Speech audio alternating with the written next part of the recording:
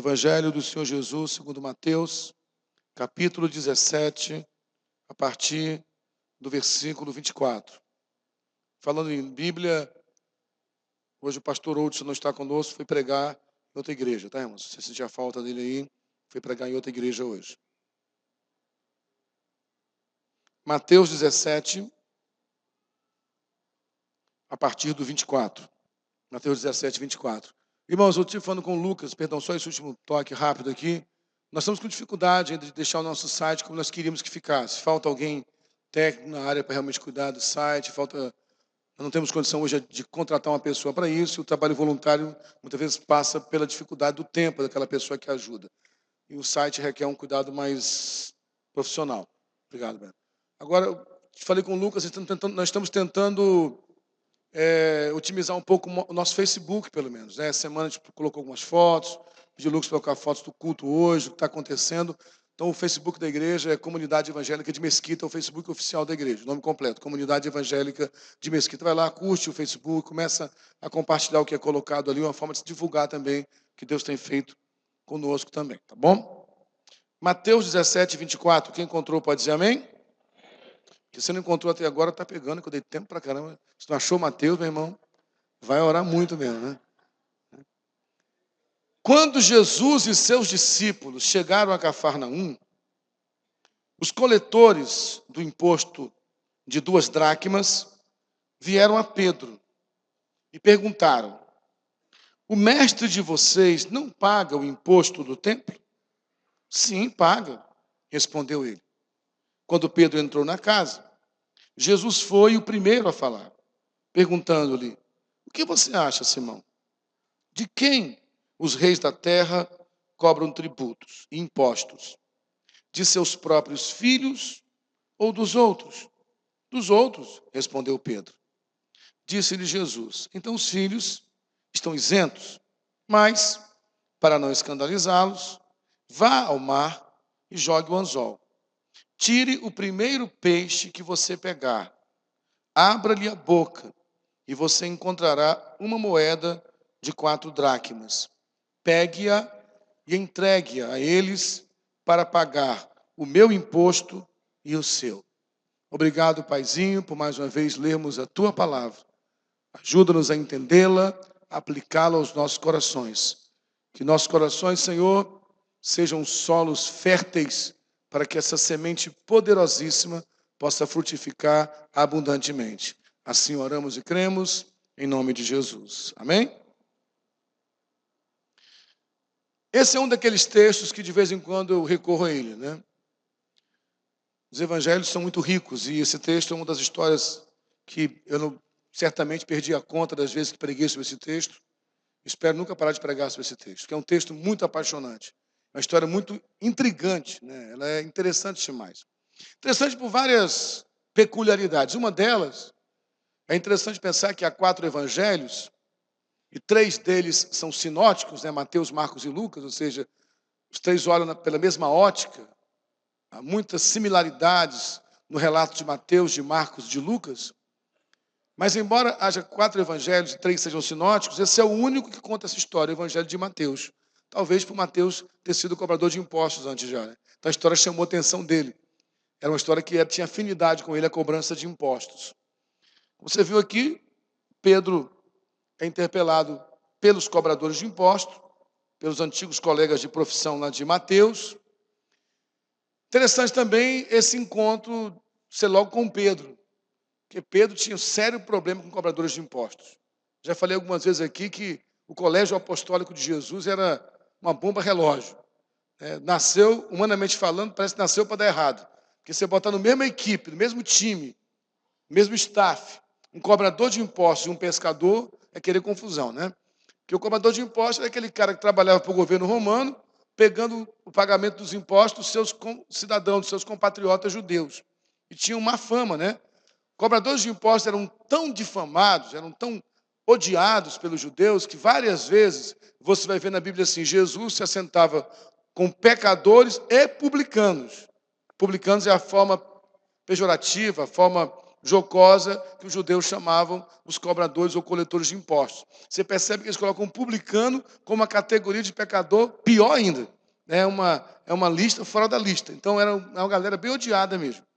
E aí você chama um cobrador de impostos, e se havia todo judeu tinha ódio de cobradores de impostos. Mas em cada região tinha aquele grupo que odiava mais cobradores de impostos. Quem morava ao redor do Mar da Galileia, como Cafarnaum, é uma das cidades ao redor do Mar da Galileia, ali na região da Galileia, era uma região muito onde o comércio muito forte era de pesca. Então todo pescador trabalhava às vezes arduamente, dia e noite para pescar, para quando chegar de volta, o fruto do seu trabalho, você paga uma parte, depositado uma parte na coleteria de impostos. Então, Pedro, que era pescador, certamente não tinha muita amizade com cobradores de impostos. Eu acho que Mateus colocou isso aqui só de ruim, como diz o outro, né? Vou deixar registrado que um outro colega meu foi lá e perturbou Pedro. E eu gosto de pensar nisso, lá no céu, deve ter uma conversa séria sobre isso, né? Mas, enfim, tu colocou isso no registro, cara, você colocou aquela história, né? Mas, então, Pedro está chegando em Cafarnaum, chegando de uma viagem muito interessante, porque um pouco antes disso, Jesus tinha comunicado a eles, quando Pedro foi revelado pelo Espírito Santo, que Jesus era o Messias, né? Aquela famosa revelação, tu és o Cristo, Jesus, e sobre esta pedra eu edificarei a minha igreja. Essa expressão, né, muito forte de Jesus, quando Pedro falou, tu és o Cristo, e Jesus fala que sobre aquela pedra edificaria a igreja. Logo depois daquilo, Jesus avisa que ele vai descer para Jerusalém, está no norte, né, na Galiléia, que ele vai descer para Jerusalém, que é na Judéia, para ser entregue na mão dos malfeitores. Quando eles chegam em volta, então, em Cafarnaum, Jesus vai estar em casa e Pedro, antes de chegar em casa, é interpelado por esses cobradores de impostos, que perguntam a Pedro sobre um imposto específico. Esse imposto não era para os judeus, para os romanos, perdão, esse imposto era para os próprios judeus, que era o imposto do templo. Todo ano os judeus davam, né, a oferta de 2 dracmas para a manutenção do templo. Eles perguntam, teu mestre paga esse imposto? Pedro fala, paga. Quando Pedro chega em casa, antes que Pedro fale qualquer coisa, Jesus já intercepta Pedro, já antecipa e fala, olha Pedro, faz o seguinte, embora que eu não devesse pagar imposto, porque o imposto é do templo, e o templo é a casa do meu pai, eu sou filho dele, não precisava pagar imposto, mas para não escandalizar ninguém, vamos pagar esse negócio. E aí Jesus conta essa história, que eu imagino que para Mateus foi muito curiosa, e para Pedro também, porque Pedro, como eu falei, tinha resistência com o pagamento de impostos, e a forma que Jesus encontra para ensinar Pedro a depender de Deus é exatamente através da pesca. Você vai lá no mar, vai lançar um anzol, você vai pegar um peixe. O peixe que você pegar, quando você abri-lo, você vai ver que há uma moeda lá que vale por 4 dracmas, você paga o meu imposto e o teu imposto. Então imagina Pedro, que era pescador, que tinha dificuldade de pagar imposto, que se sentia injustiçado por conta disso, pescar um peixe que tem esse talento. Na verdade, a moeda é um talento, que o talento varia por 4 dracmas. Essa história é bem curiosa, bem interessante. Mas o que é mais marcante aqui é que toda a história de Jesus, os evangelhos são ricos por causa disso, são histórias que, por trás do fato, tem uma lição. Então, como eu sempre digo, toda vez que eu leio a Bíblia, eu tenho que ter pelo menos 2 óticas. A ótica factual, o fato que aconteceu, e a ótica subjetiva. Qual a mensagem que Jesus quis deixar com aquela história? E Jesus, como eu já falei também várias vezes aqui, era extremamente intencional. Ele vivia intensamente, intencionalmente, fazendo cada ação que ele tinha. Ele estava ensinando o tempo inteiro. E aí, qual a lição que ele traz para nós aqui, além, você pode pegar várias lições, por exemplo, que Deus pode operar milagres para suprir as suas carências financeiras, quaisquer que sejam elas das formas mais inusitadas possíveis. Mas eu acho que há algo mais forte aqui. Quando Pedro pega aquele peixe, e pescar era algo que era muito forte para Pedro. Pedro era filho de pescadores. Pedro viveu a vida inteira pescando. De acordo com alguns historiadores, Pedro não era um pescador qualquer. É provável que ele e a sua família tinham, na verdade, uma companhia de pesca. Então ele vivia da pesca. Só que o grande Isaac, o grande sacrifício que Pedro entregou a Jesus, foi exatamente a sua profissão, a sua carreira.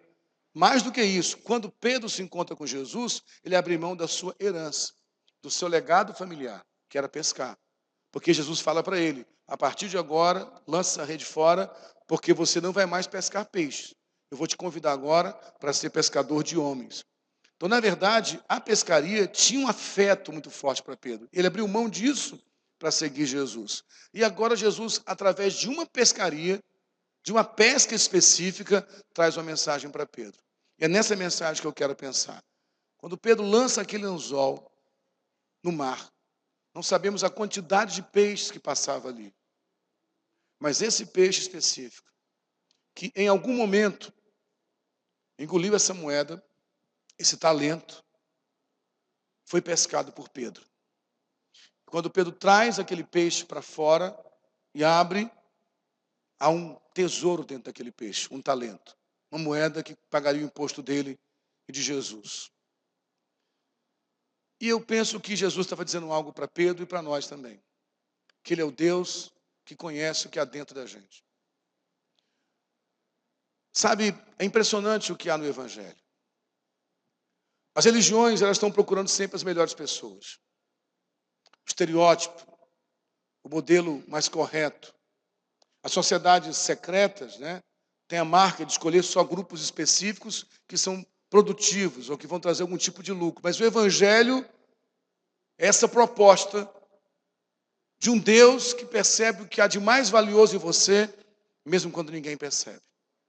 Mesmo quando sua família fala que você é um problemático, que você é o mais difícil, que você nunca vai dar certo, que você é um caso perdido, teu pai conhece o talento que há dentro de você. Isso Jesus mostrou em toda a sua vida.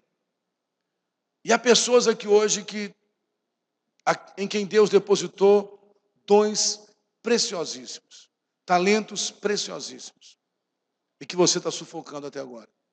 Ontem, na classe Gênesis, Deus deu uma revelação tremenda ao diácono Evanildo, e eu me lembrei dessa história nessa hora, quando Evanildo falava do ventre materno, quando ele falou sobre o novo nascimento, ele dizia que o ventre materno é um lugar de vida, mas também pode ser um lugar de morte. Né? Porque depois que passam os 9 meses, tudo que o organismo propicia para a vida daquele bebê pode matá-lo, depois que passa o prazo, digamos assim, de validade da vida intrauterina. E tem que ser lançado fora. Eu penso que assim também são os dons e talentos que Deus nos dá. Se nós não utilizamos da forma correta, eles nos matam. Nos matam porque geram vaidade, nos matam porque geram angústia, nos matam porque geram frustrações, nos matam porque geram inveja, nos matam porque geram insegurança e podem nos matar. A Bíblia, o Evangelho todo está repleto de histórias assim.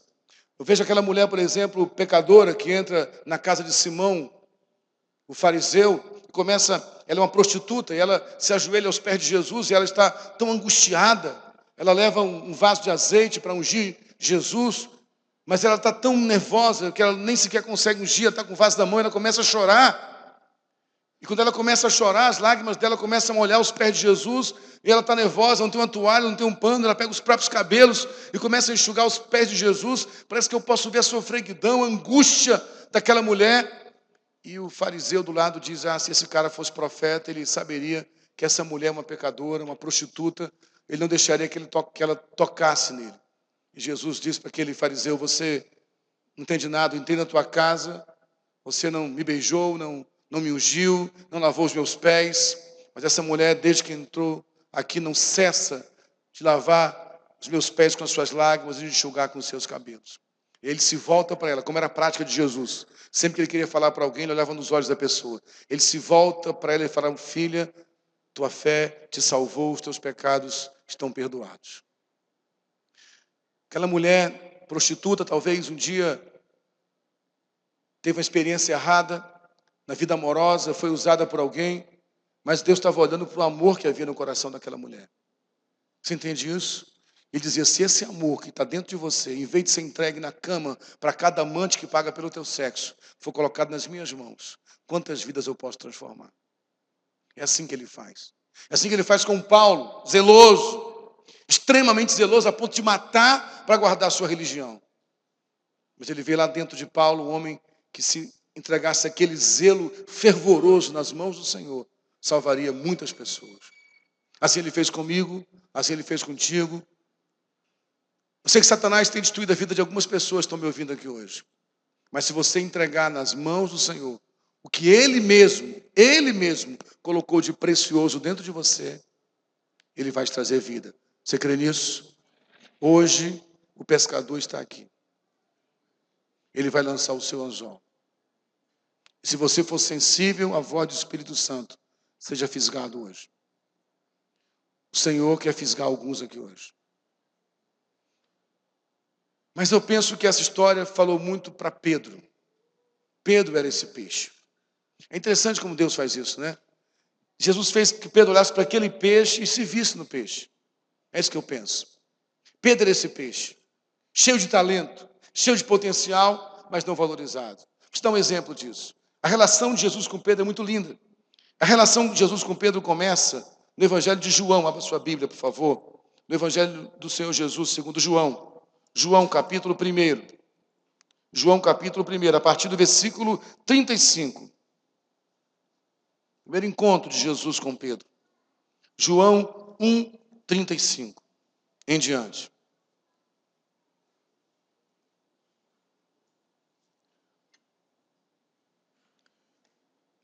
João 1,35 diz: no dia seguinte, João estava ali novamente, com 2 dos seus discípulos.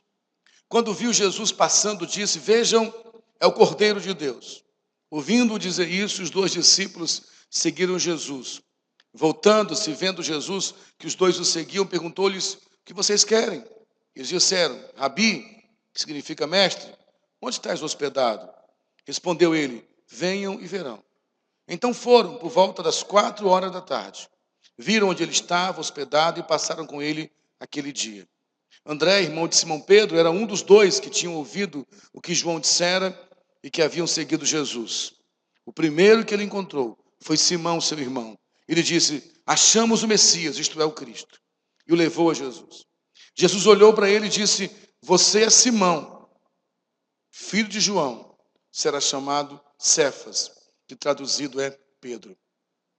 No primeiro encontro de Jesus com Pedro, ele deixou claro que ele estava olhando além da expectativa que as pessoas tinham sobre Simão. Essa história é muito legal porque revela a maneira que Deus lida com a gente, né?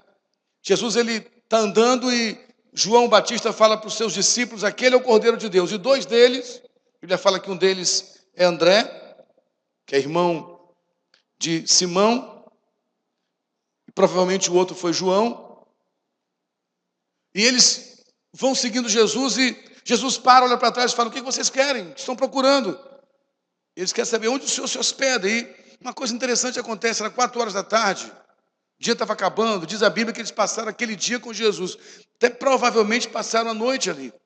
E eu imagino, meu devaneio aqui, eu imagino Jesus chegando lá né? Lembra, Tião, do devaneio? Só para você essa aí, né? Isso aqui é uma brincadeira do Tião, devaneio é coisa de gente antiga, né? Gente nova nem sabe o que é devaneio, né? Para quem foi antigo, quem lê entende, né? Vai cantar a musiquinha dos devaneios não, tá, Tião? Não lembra, não.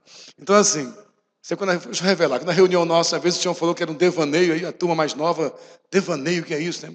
Só os experientes entendem, né, Tião? Então, a gente, não é em cima dos meus devaneios aqui, dos meus 47 anos, então eu fico pensando o seguinte, que Jesus talvez sentou lá, fritou um peixinho, que Jesus gostava muito de peixe, né? De McFish, pão com peixe, então fritou um peixinho lá, pegou um pão, sentou com eles à mesa, conversou. O que eu penso? E aquele relacionamento tão gostoso deu aos 2 a convicção que ele era o Messias. E aquilo foi tão forte. Gente, quem tem um encontro genuíno com a graça de Deus, não consegue calar essa graça. Você entende isso?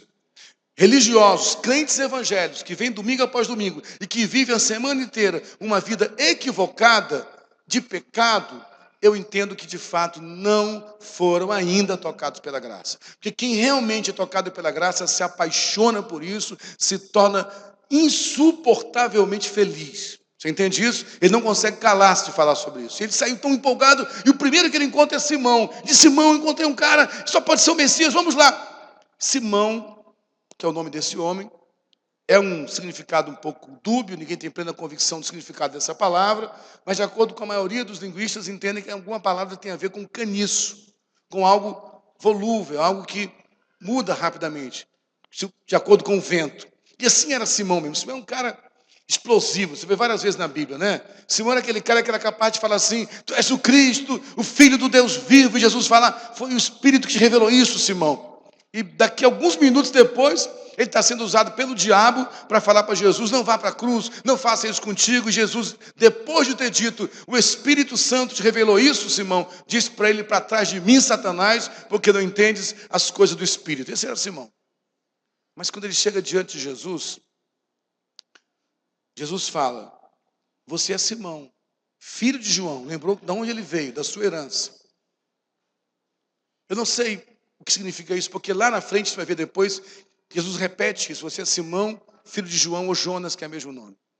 Eu não sei, aqui é apenas uma hipótese minha, apenas uma teoria. Eu não sei o que a paternidade de João significou para Simão, mas parece que era algo que incomodava. Que ele fala: você é Simão, filho de João, mas você será chamado de Pedro, que quer dizer pedra. Naquele momento, Jesus estava dizendo para Simão: eu vejo algo dentro de você que ninguém conseguiu perceber ainda. Que você não é essa volatilidade toda que alguns pensam. Que você não é essa inconstância toda que alguns pensam. Que você não é esse cara intempestivo, sem controle que alguns pensam. Quando eu completar o que eu tenho a fazer na sua vida, você será uma pedra firme. Você entende isso? Até hoje eu não sei o que a tua família diz que você é. Até hoje eu não sei o que a tua história diz que você é. Mas se você for fisgado pelo pescador de homens aqui hoje e se permitir ser tratado pelo Espírito Santo, você vai entender que Ele quer te fazer aquilo que Ele quer que você seja, mesmo que isso contrarie toda a sua história. Você entende isso? Você entende isso? Você entende isso? Às vezes nós carregamos alguns pesos de histórias que ouvimos sobre nós. Alguns nomes que colocam sobre nós: teimoso, rebelde, desobediente, fraco, preguiçoso, inconstante, medroso. Mas o Pai tem um nome certo para você. Porque você, ouça com atenção o que eu estou dizendo aqui. Embora essa estrutura foi formada do pó, você não nasceu do pó. Está ouvindo bem? Você nasceu do céu. Porque o Espírito de Deus foi quem deu vida a cada um de nós. Você é cidadão dos céus. E na eternidade, no Espírito, você tem saúde. É para lá, para o teu Espírito, que o Espírito Santo está olhando agora. Você será conhecido como Pedro. Pedro ouve aquilo. Você conhece a história de Pedro com Jesus. E na caminhada de Pedro com Jesus, ele tem os seus altos e baixos. Mesmo depois de conhecer Jesus, Pedro tem os seus altos e baixos. Uma hora muita fé, outra hora duvidando. Até que Pedro, esse mesmo Pedro que pegou o peixe, tirou do peixe o talento, enfrentou talvez a pior prova da sua vida. Por favor, abra a sua Bíblia mais uma vez, dessa vez no Evangelho de Lucas, capítulo 22.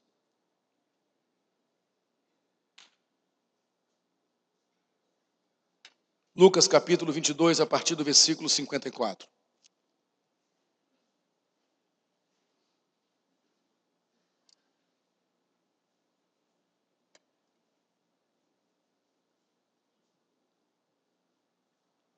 Lucas 22, 54 em diante diz: então, prendendo-o, levaram-no para a casa do sumo sacerdote. Pedro o seguia à distância. Mas quando acenderam um fogo no meio do pátio, uma fogueira, e se sentaram ao redor dele, Pedro sentou-se com eles. Uma criada o viu, sentado ali à luz do fogo, olhou fixamente para ele e disse: este homem estava com ele. Mas ele negou: mulher, não o conheço. Pouco depois, um homem o viu e disse: você também é um deles. Homem, não sou, respondeu Pedro. Cerca de 1 hora mais tarde, outro afirmou: certamente este homem estava com ele, pois é galileu. Pedro respondeu: homem, não sei do que você está falando. Falava ele ainda, quando o galo cantou. O Senhor voltou-se e olhou diretamente para Pedro.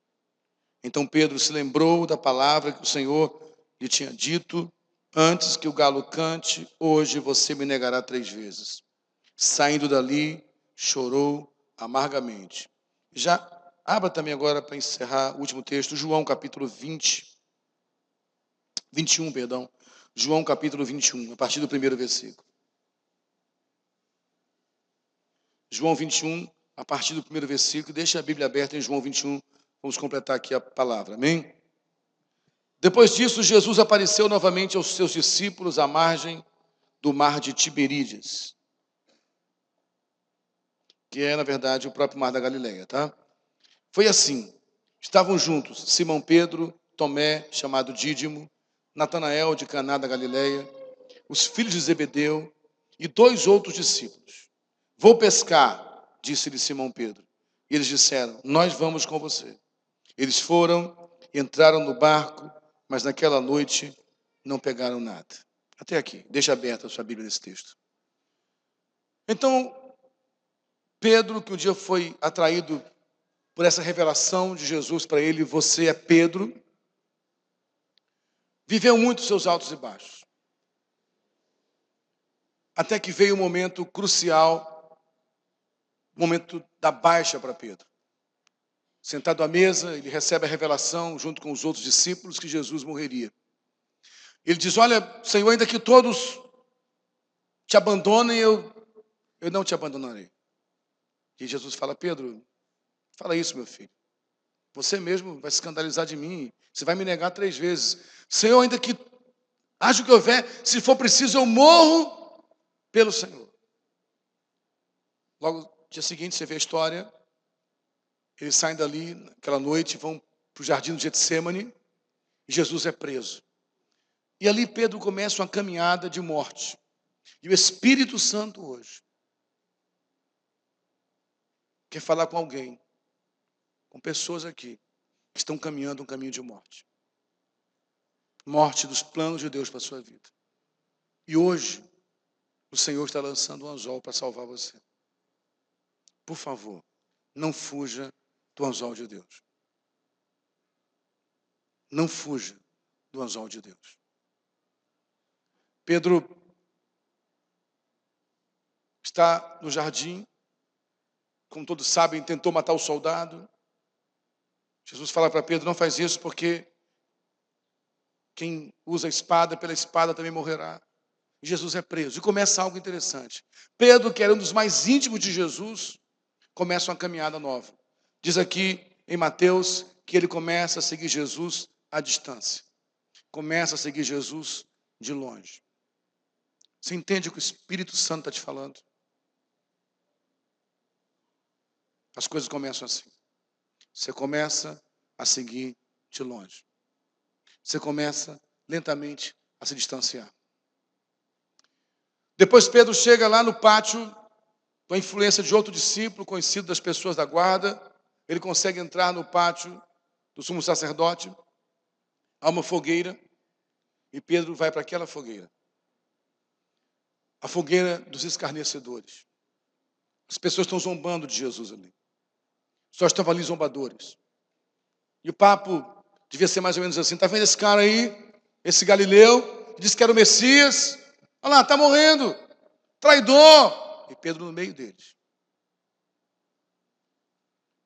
Você sabe que cada vez que você fica em alguns ambientes, você vai para casa muito mal. Porque você sabe que ali você está negando. Você sabe do que eu estou falando. Mas Pedro estava ali.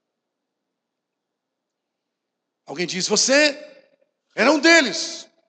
Não sei por que falou uma mulher, né? Mulher é boa de perceber as coisas. Porque a mulher é mais perceptiva, né? Tem uma visão mais ampla. Então ela lembra logo, né? A memória fotográfica é melhor. Você foi um deles. Ele diz, não, eu nem sei quem é. Logo depois ele sai daquela posição, em outros evangelhos fala isso, vai para o outro lado, e outros, não, você era um deles. Meu irmão, presta atenção numa coisa. Deixa eu falar uma coisa contigo. Quando você realmente é selado pelo Espírito Santo, você não serve mais para o mundo. A pessoa sabe que você é diferente. Está ouvindo bem? Você não serve mais para esse mundo.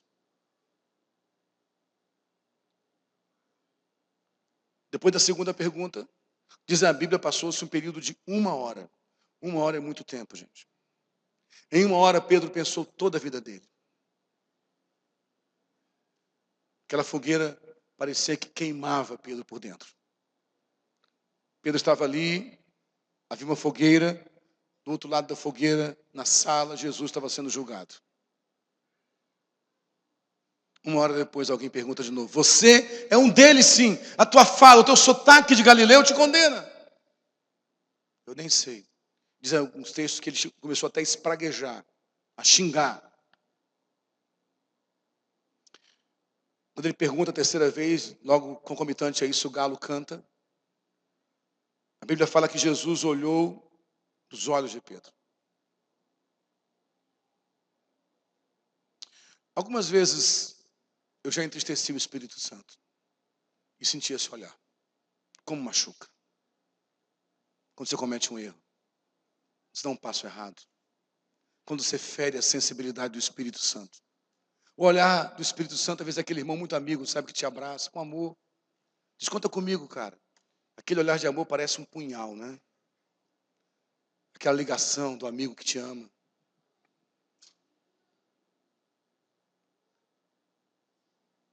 E aquele olhar de amor de Jesus, o mesmo olhar que no começo da caminhada disse: você é Simão, filho de João, mas eu te chamo de Pedro. O mesmo olhar que prescruta, o mesmo olhar que invade, o mesmo olhar que vai até a divisão da alma e do espírito. O mesmo olhar olhou para Pedro naquela hora. Deixa eu uma coisa contigo, querido. Quando o Senhor olha para nós, sempre o seu olhar é de amor e misericórdia. Mas Pedro, queimado pela fogueira da culpa, chora amargamente e corre. Então não bastava seguir Jesus à distância, sentar-se no meio de pecadores, agora ele foge da misericórdia de Deus. E nós fomos então para João capítulo 21. Porque depois daquele momento, Jesus aparece para os discípulos. Eu quero crer que Pedro não falou nada com seus amigos. Eu imagino que ele ficou quieto. Até que ele toma uma decisão muito forte. Ele fala para os seus amigos: eu vou pescar. Sabe o que quer dizer isso, vou pescar, para Pedro? Sabe o que quer dizer vou pescar para Pedro? Para dizer, não dá para mim. Eu não sirvo para isso. Eu nasci para ser crente. Eu nasci para ser de Deus. Eu sou sujo demais. Vou pescar, vou voltar atrás. Vou voltar às práticas antigas. E o pior, Pedro tinha tanto poder nele, o poder que Jesus enxergou dessa rocha, que ele tinha uma força terrível de influência. E um grupo de apóstolos vão junto com ele também. Todos ex-pescadores acompanham Pedro. Lá no Mar da Galileia. De novo, Pedro, o mar e os peixes. Até que, voltando para João capítulo 21, o versículo 3 diz, no final, eles não pegaram nada naquela noite. Uma noite inteira de frustração. Ao amanhecer, versículo 4 diz, Jesus estava na praia, mas os discípulos não reconheceram. E ele fez uma pergunta terrível. 100 metros de distância, Jesus está lá, estão no mar, a noite inteira, sem pescar nada. Eles vêm é de manhã cedo, de madrugada ainda, talvez 4, 5 da manhã. Noite ainda está meio uma penumbra. Eles veem uma silhueta de alguém a 100 metros de distância. Diz, ei, pegaram alguma coisa aí?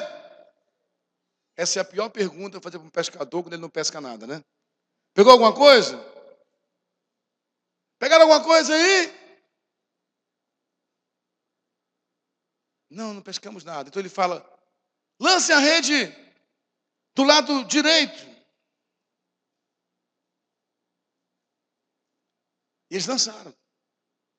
Quando lançaram a rede do lado direito, a rede voltou cheia de peixes. E aí, meu irmão, um start foi ligado. Porque há 3 anos atrás, Pedro estava pescando também. Pescou a noite inteira também.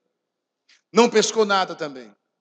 E quando encontra Jesus, ele fala a mesma coisa: joga a rede do lado direito. E Pedro jogou.